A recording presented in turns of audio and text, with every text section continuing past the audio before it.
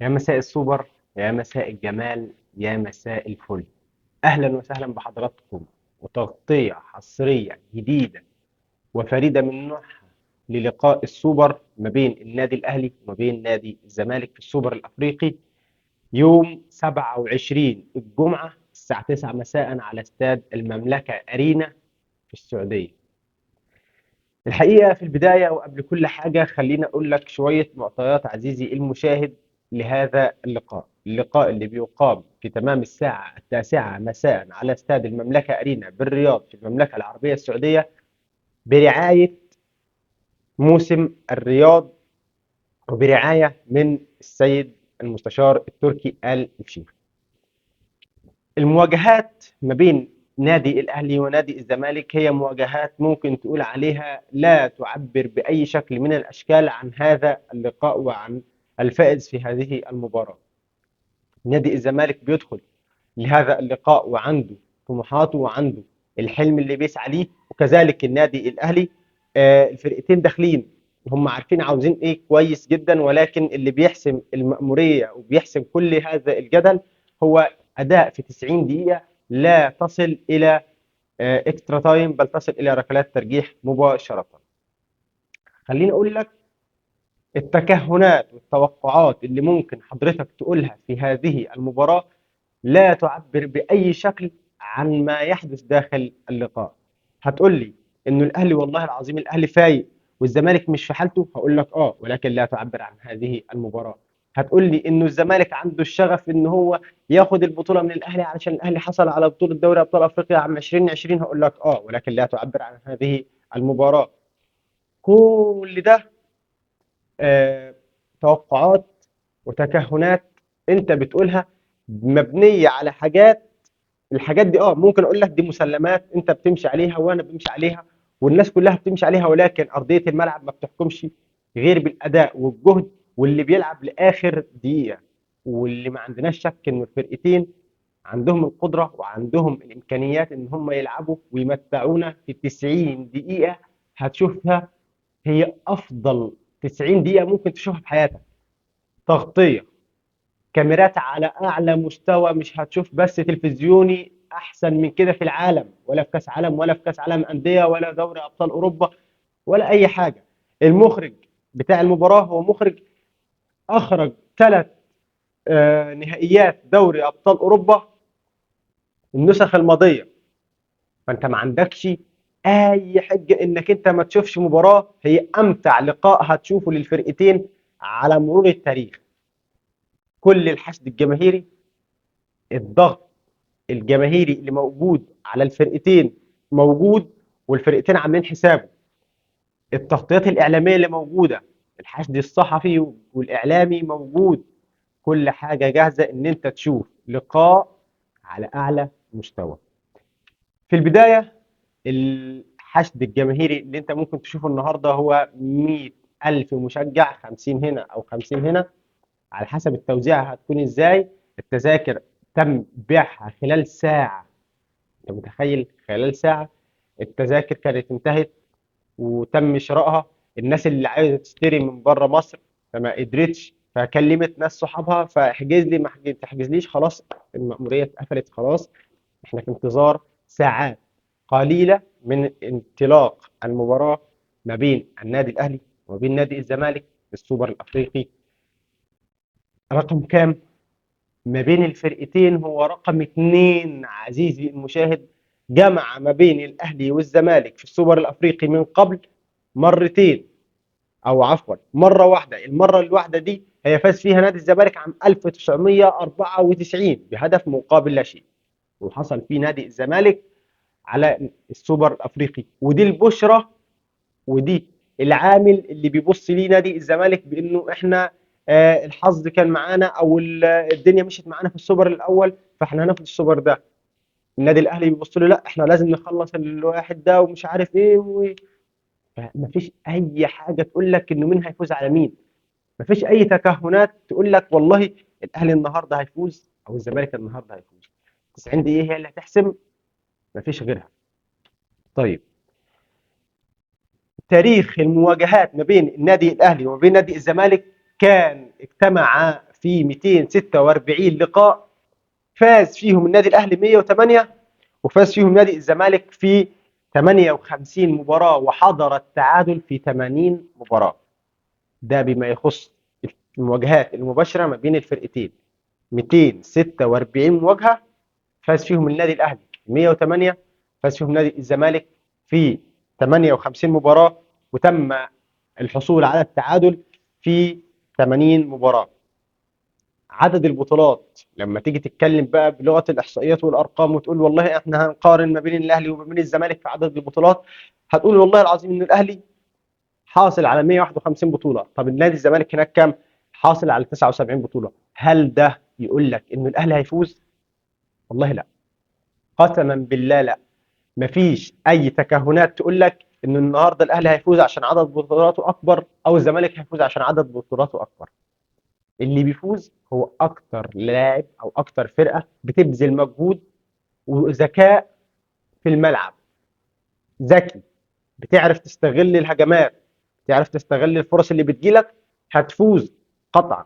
مش هتعرف تستغل، مش هتأدي الاداء المطلوب منك، مش هتفوز. ودي اللي علمته لنا كوره على مدار سنين فاتت. 21 او 121 لقب محلي للنادي الاهلي، على الناحيه الثانيه 62 لقب محلي لنادي الزمالك. هل ده معناه انه الاهلي هيفوز؟ والله ما هيحصل. مش دي التوقعات، ومش دي الفرضيات اللي احنا بنفرضها، ومش دي المعطيات اللي احنا بنقولها ونقول والله احنا المعطى كذا بيقول لنا انه الاهلي هيفوز او الزمالك هيفوز. ما حصلش. زي ما قلت، الاداء، تركيز، الجهد، استغلال الفرص، هو ده اللي بيفوزك. غير كده ما تسالنيش. 28 لقب قاري للنادي الاهلي و17 لقب قاري لنادي الزمالك.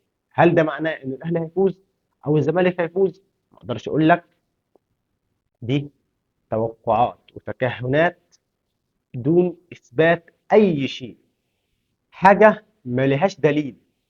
اه الاهلي فاز اكتر، ولكن المباراه لها حساباتها. المديرين الفنيين الاثنين لهم حساباتهم. كل واحد بيفكر ايه المفاجآت اللي عندي ده وايه المفاجآت اللي عندي ده. الجمهور مهمته هي التشجيع لمدة 90 دقيقة. انت هتشوف وهتستمتع فيهم بأحلى وأمتع مباراة ممكن تشوفها في حياتك. فيما يخص البث التلفزيوني، فانت عندك عزيزي المشاهد 3 قنوات بتبث هذا اللقاء: ام بي سي مصر 1 و2، بين سبورت، شبكة بين سبورت بتبث هذه المباراة، وأبو ظبي الإماراتية بتبث أيضا هذه المباراة. فأنت عندك 3 شبكات بيعملوا على بث هذا المباراة. ال3 مفتوحين، هتشوفهم براحتك ما عدا بين سبورت. مش من القنوات المفتوحة، القنوات المشفرة. أما ام بي سي مصر 1 و2 فهي المفتوحة العادي اللي أنت بتشوفها على جميع التلفزيونات بتاعتنا. طيب، بالنسبة للتوقعات، التوقعات دي ملهاش أي علاقة بمين اللي هيفوز. أنا بقول التوقعات بتاعت الأداء، توقعات أداء النادي الأهلي، توقعات أداء نادي الزمالك. الأهلي عنده مفاتيح كتيرة جدا جدا جدا، وأنت شفتها عزيزي المشاهد في مباراة جورماهيا الكيل. كولر بينفذ جميع التكتيكات بتاعته كانت موجودة في جورماهيا. جورماهيا الكيني اللي كان بمثابة تدريب او مباراه وديه لمارسيل كولر علشان يشوف هيستعد ازاي، وايه نقاط الضعف اللي عنده، وايه نقاط القوه اللي عنده. الاداء بتاع النادي الاهلي مش هيكون مختلف، ولا هتشوف الشكل مختلف، ولكن في مجموعه تكتيكات انت شفتها في مباراه جورماهيا الكيني، من ضمنها ان حاطط الله بيقطع وبيدخل في القلب وبيكون مهاجم تاني، ووسام ابو علي بيكون مهاجم اول معاه، فبيقطع مش عارف مين. حسين الشحات بيتطرف ناحيه الخط التماس، كذلك بيرسي تاو، محمد هاني بيدخل. الحاجات دي كلها انت قاريها وانت عارفها، ولكن الحته فين او الزتونه فين؟ الزتونه فين انه ازاي النادي الاهلي وازاي مارسيل كولر يقدر ينفذ ده في وجود لعيبه تقيله جدا عند نادي الزمالك زي زيزو في حاله مشاركه ميشيلاك. فهيكون برضو صعوبه جدا انك انت تخاطر وتدفع بيحيى عطية الله ومحمد هاني ان هم يهاجموا. فدي هتشوفها ازاي الله اعلم، دي بتاعت الراجل مش بتاعتنا.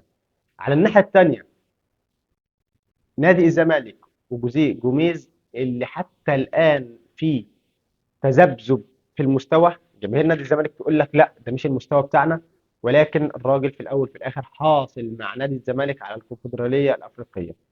كولر عامل اللي ما بيتعملش مع النادي الاهلي، اتنين دوري ابطال افريقيا، كاس مصر، كاس سوبر دوري.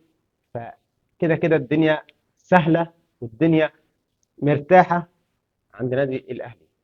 وهقول لك على حاجه، الاهلي مش هتكون نهايه العالم لو خسر المباراه دي، مش هتكون نهايه العالم لمارسيل كولر لو خسر المباراه دي.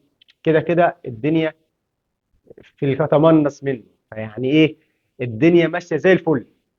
ده بالنسبه للنادي الاهلي. نادي الزمالك وجوزيه جوميز اللي بالنسبه له المباراه دي هي بدايه وضع قدمه على المسار الصحيح، تصحيح المسار لنادي الزمالك اللي بيقول لك والله ده الاهلي خد مننا دوري ابطال افريقيا 2020 فاحنا نخلصها منه بالبطوله دي.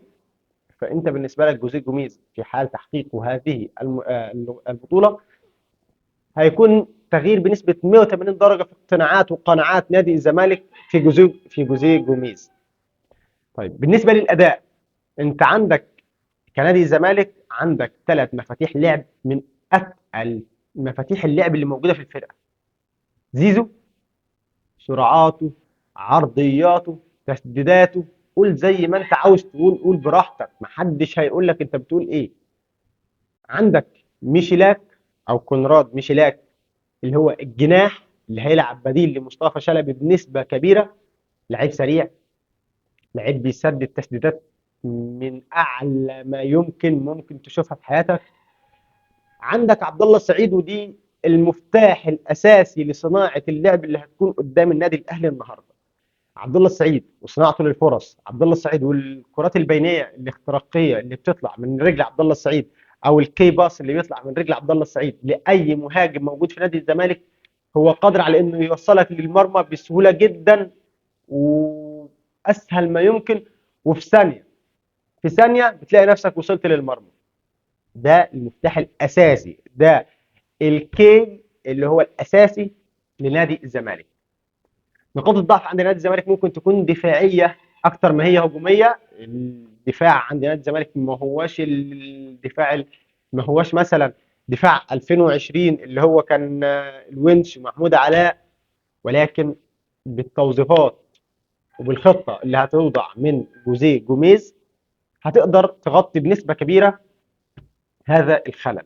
والخلل ده ما هواش برضو آه، فرضيه، او ما هواش شيء نقدر نبني عليه ونقول والله العظيم الاهلي هيفوز والزمالك هيفوز.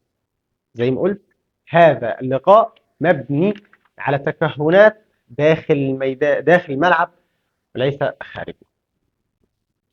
المواجهات التاريخيه زي ما قلت انه النادي الزمالك فاز على النادي الاهلي في لقاء سابق في 1994 في السوبر الافريقي بنتيجه 1-0.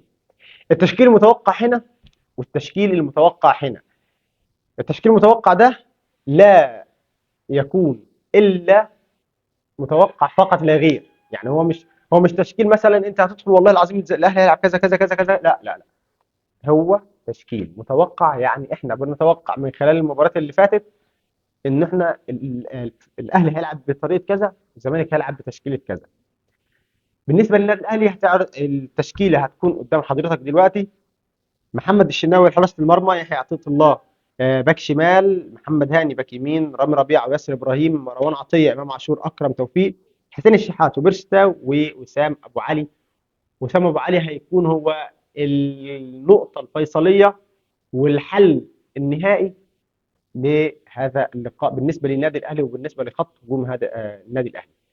على الناحيه الثانيه نادي الزمالك، التشكيله هتكون محمد صبحي، محمد حمدي، المسلوسي، حسام عبد المجيد، عمر جابر، محمد شحاته، دونجا وعبد الله السعيد وكونراد ميشالاك وزيزو وسيف الدين الجزيري.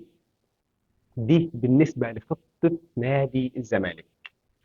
فيما يتعلق بطاقم التحكيم لهذا اللقاء، واللي لاقى جدل كبير جدا جدا من صفحات نادي الزمالك ومن مسؤولين نادي الزمالك، فبيقود هذا الطاقم هو الليبي معتز الشلماني، والمساعد الأول عطية عيسى، مساعد ثاني خليل حساني، والحكم الرابع عمر قرطاني، وحكم الفار أكونا ماكليما.